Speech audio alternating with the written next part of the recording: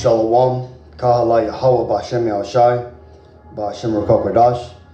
Double honors my teachers, the apostles and elders of the Great Millstone. Peace and mercy to the elect, who are the house of David reborn again in this generation.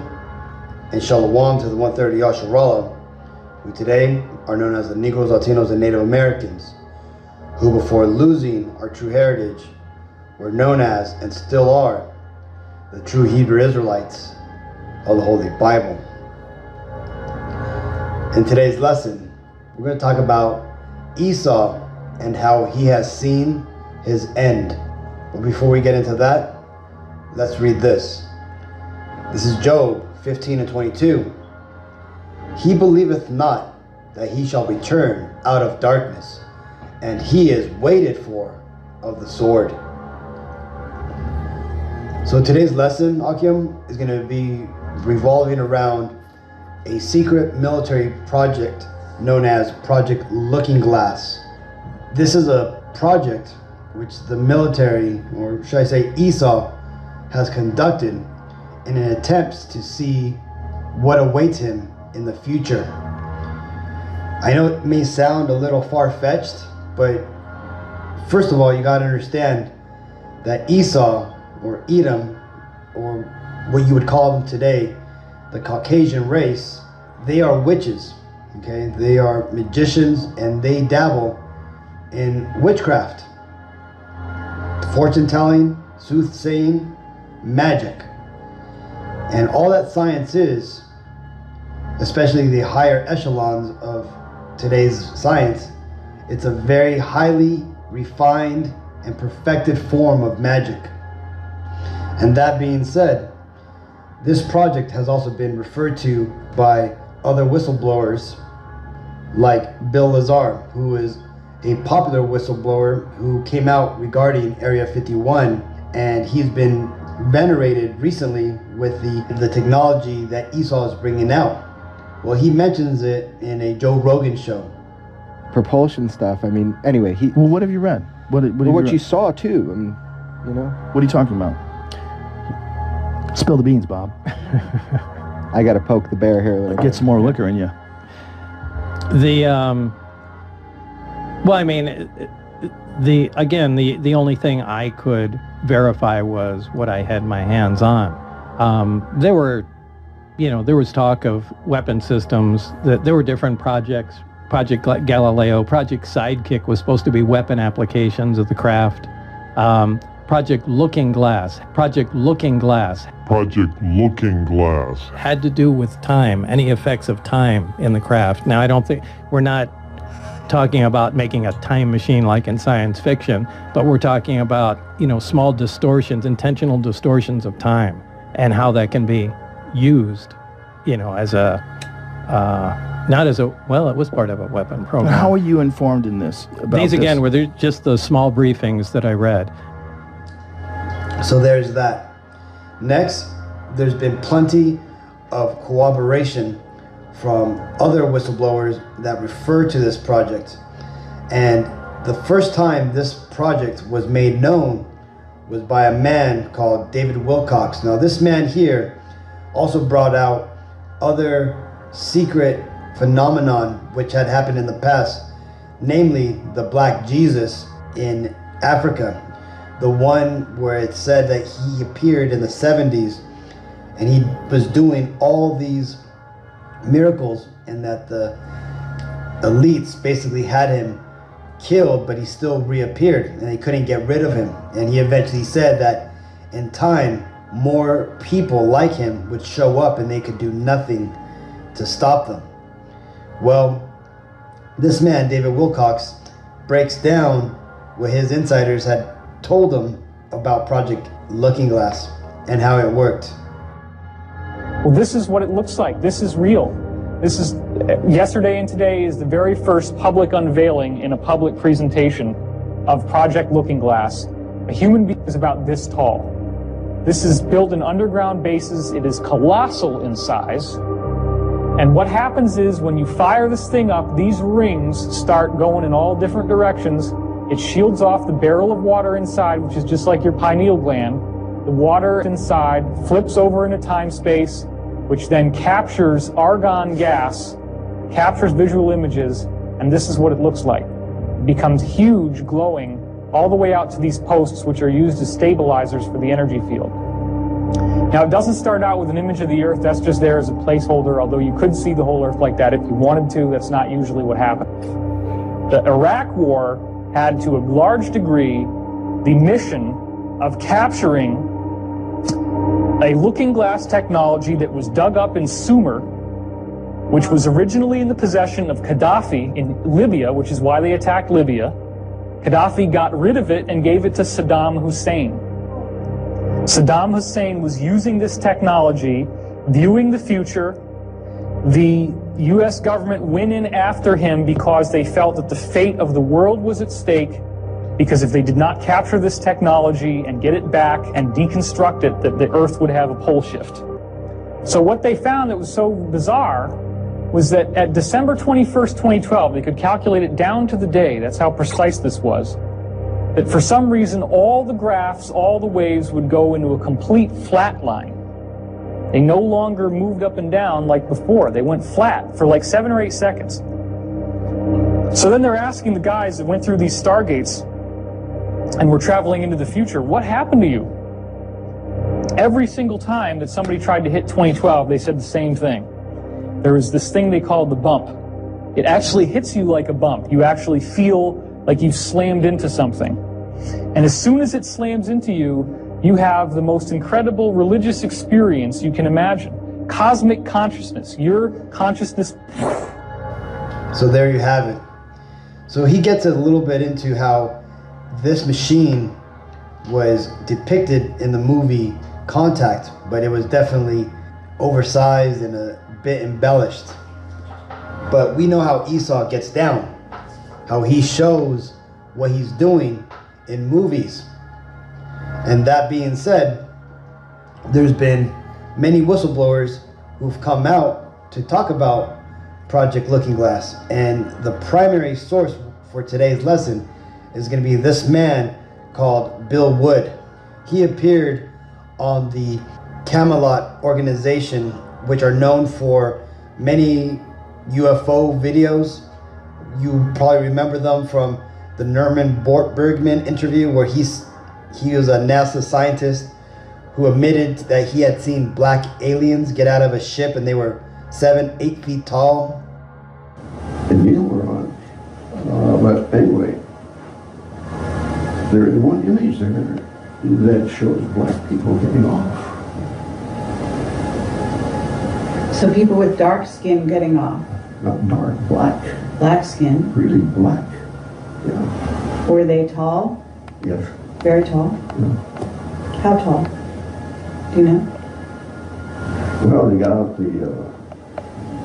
the doorway. I don't know how high that is, but Well, what? say 7 feet would be probably a conservative estimate.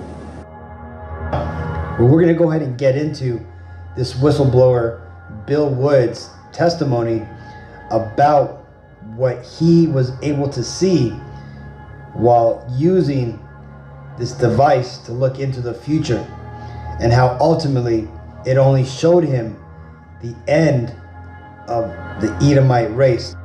And I know what you may be thinking, but it is a known fact that the U.S. military has used psychics and remote viewers for missions.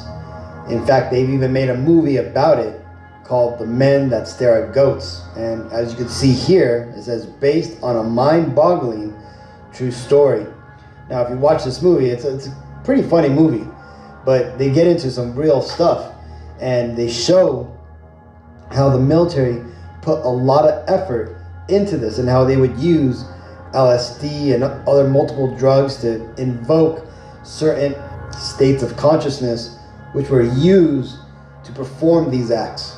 And again, like I said in the beginning of this lesson, this is all a higher form of magic, basically a very controlled and refined form of divination. Now, in this interview, he doesn't understand what he's seeing. He believes that the end of the civilization or what he says their civilization, he doesn't realize that this is the end of Edom civilization, end of their rule upon the face of the earth. And then he goes on to explain how the elites, the kings of Edom, are tripped out by this. And this is why they no longer use this device, because it no longer serves their purpose.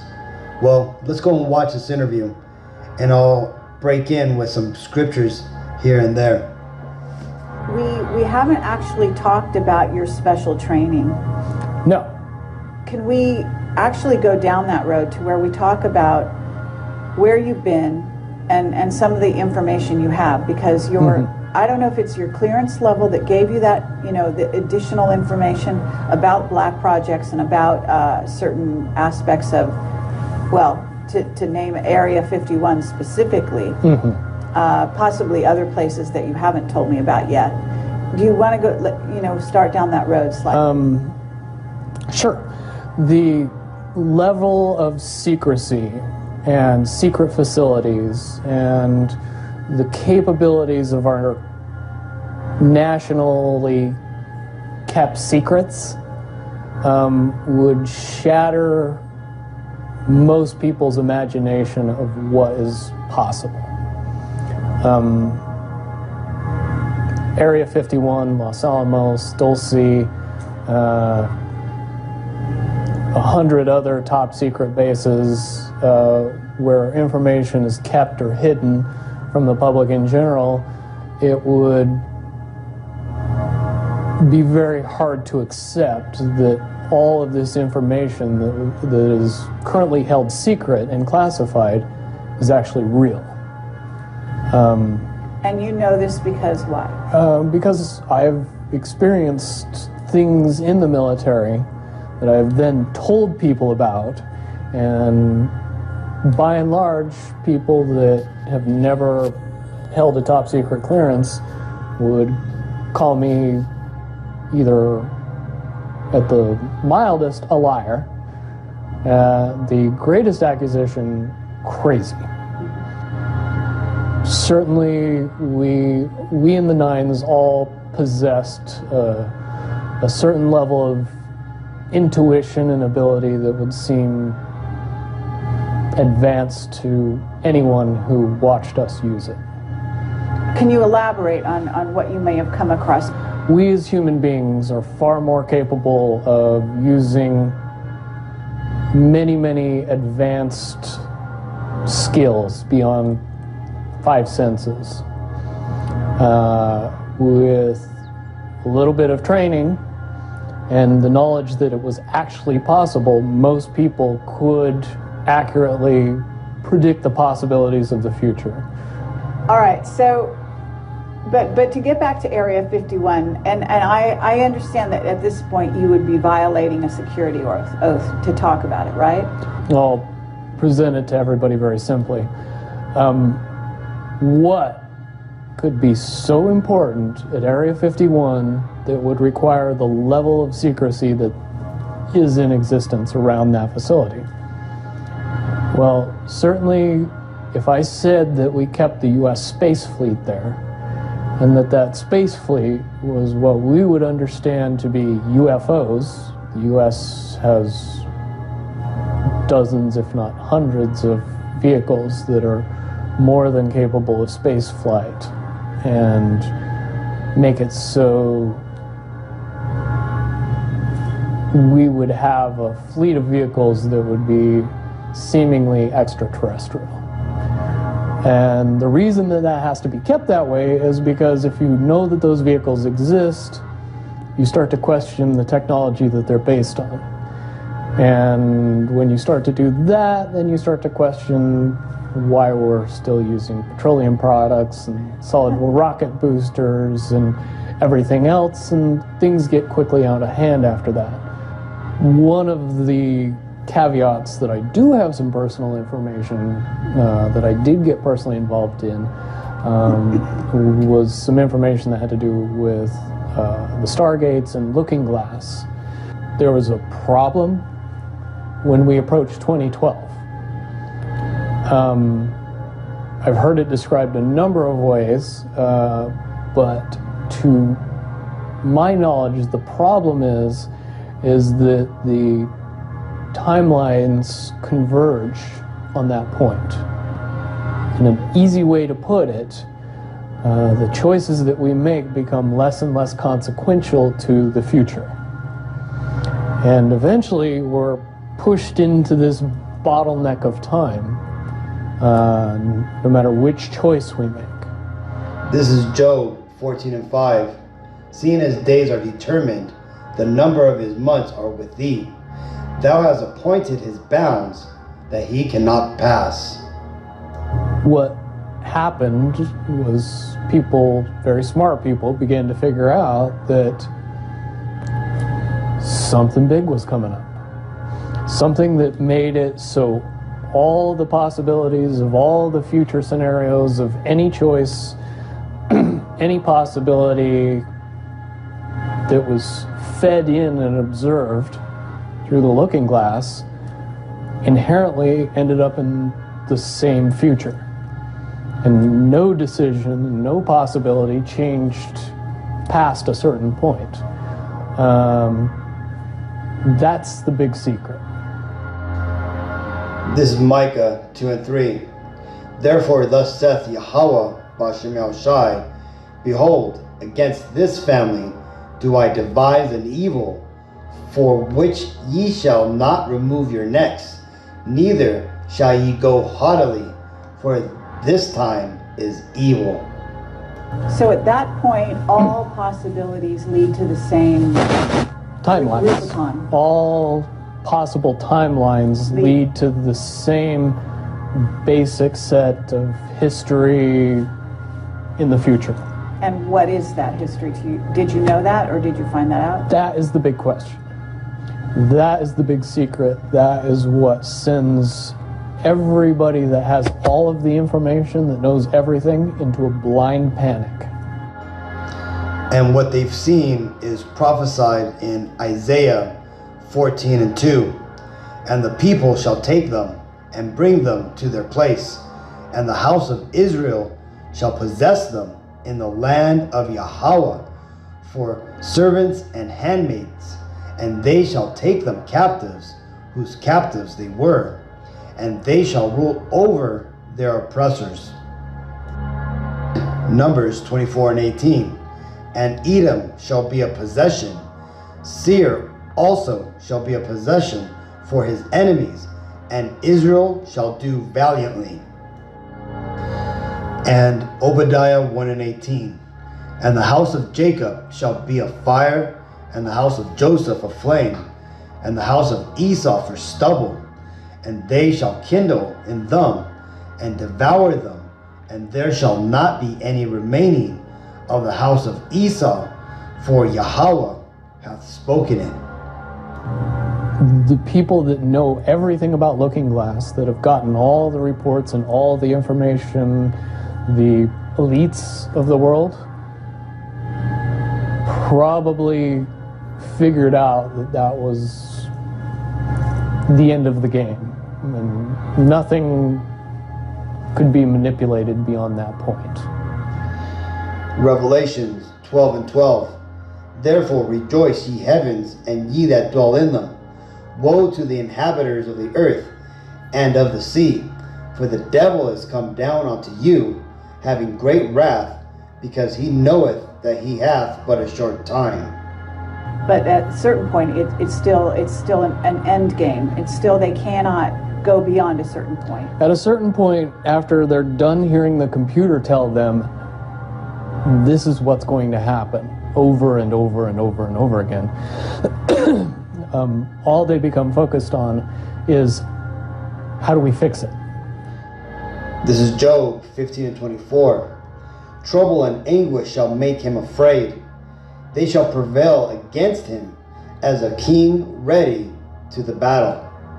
Why? What is this that's going to happen? The You know that? inevitable contraction of the timelines.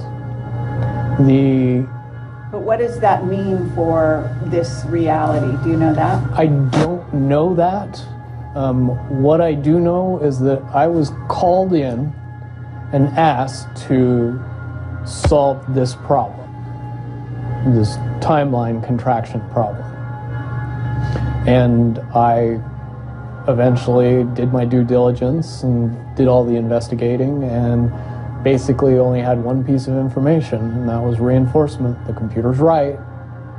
The timelines will contract down to some inevitable thing that you guys won't tell me about, so I can't help you. But it's, what you're basically, you came back with was, it is inevitable, whatever it is. There is an inevitable event. It's been forecast, it's been predicted, it's been fed to us in a slop trough of what they want us to believe will happen. But they don't actually However, know. they don't actually have control over what happens. They only have control over the reaction, and it seems that no matter what they try to do to cause their desired reaction, it's going to have an opposite effect. If I had to give it a name, I would say it's the awakening process. It's an evolution of consciousness that cannot, will not, and no matter what decisions or possibilities are injected into the equation, eventually it all resolves down to us all learning the truth and becoming aware of this massive dam of lies that has been built that keep us from knowing massive volume of information that we should otherwise possess. So he's talking about the Great Awakening, first and foremost, which will happen to the Israelites and then to the rest of the world. This prophecy refers to the Israelites. This is Daniel's 12:2. And many of them that sleep in the dust of the earth shall awake, some to everlasting life, and some to shame and everlasting contempt. And this prophecy applies to everybody. Luke 8:17. For nothing is secret that shall not be made manifest, neither anything hid that shall not be known and come abroad. And when the truth finally comes out, then all the world's going to realize that these Edomites are the devil the Bible speaks of, and how they've destroyed everything. And that's going to cause this prophecy to come to pass. This is Isaiah 14:16. They that see thee shall narrowly look upon thee, and consider thee, saying, is this the man that made the earth to tremble, that did shake kingdoms, that made the world as a wilderness, and destroyed the cities thereof, that opened not the house of his prisoners? All the kings of the nations, even all of them, lie in glory, every one in his own house. But thou art cast out of thy grave like an abominable branch, and as the raiment of those that are slain, thrust through with the sword, that go down to the stones of the pit, as a carcass trodden under feet. Is it your understanding that the notion that looking glass has been, that there are various looking glasses around the globe supposedly, that according to Dan Burish were shut down? Is it your understanding they're actually not shut down? I believe that they're shut down because they are all saying the same thing, and so it's like they're completely useless at this point. Is what you're saying. Right. This is Isaiah 55:11. So shall my word be that goeth forth out of my mouth. It shall not return unto me void, but it shall accomplish that which I please, and it shall prosper in the thing whereto I sent it. It's like the Wicked Witch, looking into the, magic mirror and always getting the same answer.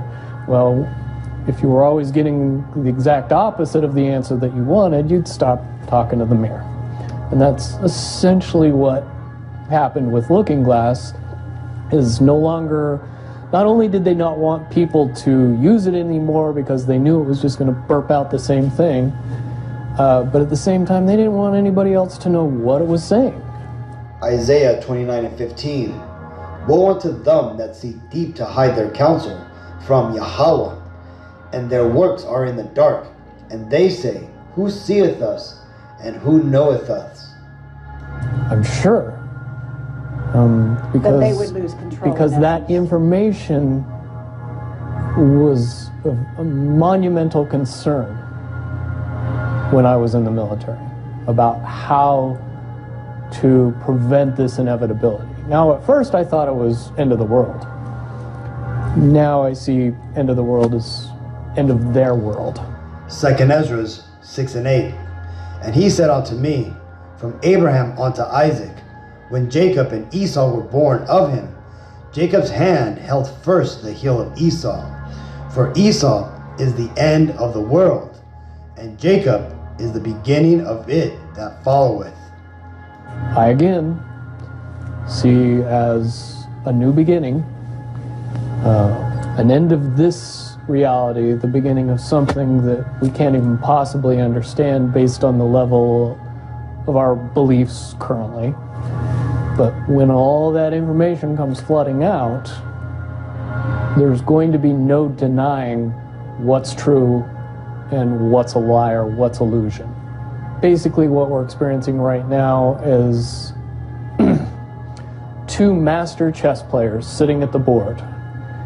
And one of them looks down at the board and sees that he's in checkmate in 7 moves. And he looks across at his opponent and he knows that his opponent sees it too. So there's no getting out of it. So at this point, the loser can only prolong the game.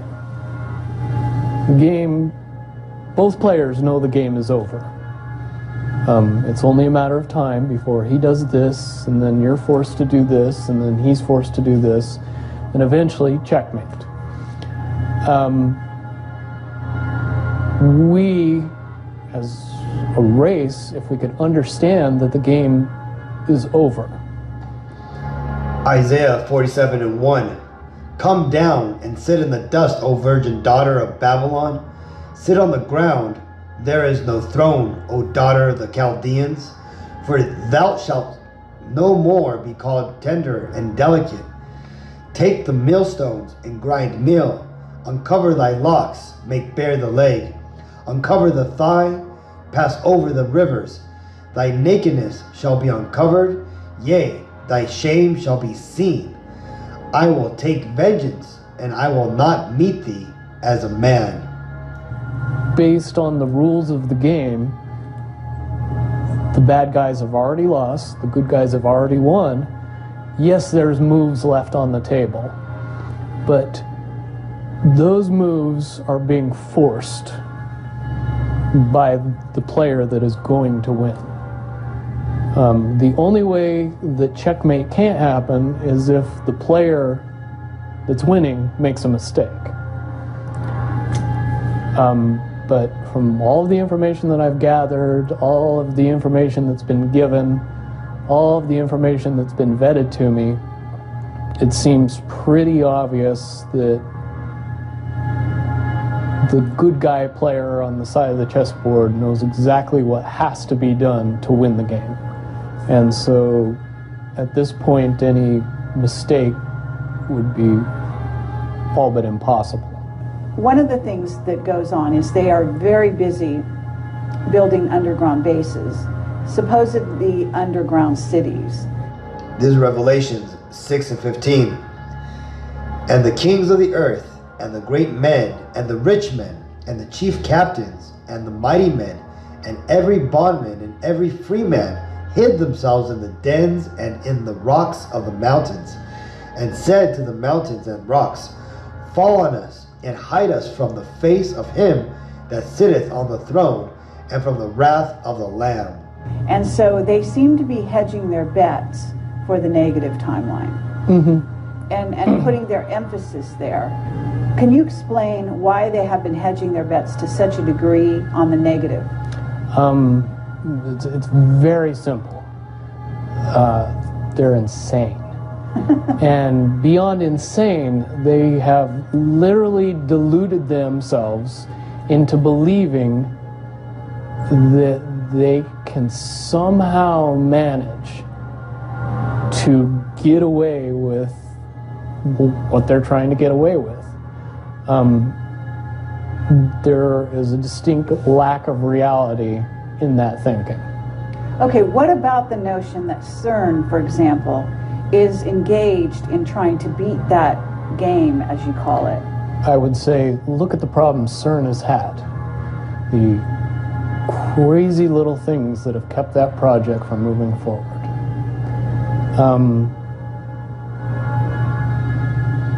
Certainly they have never even come close to getting that project to the level that they want it to be to do what they really want to do with it. Job 5:12.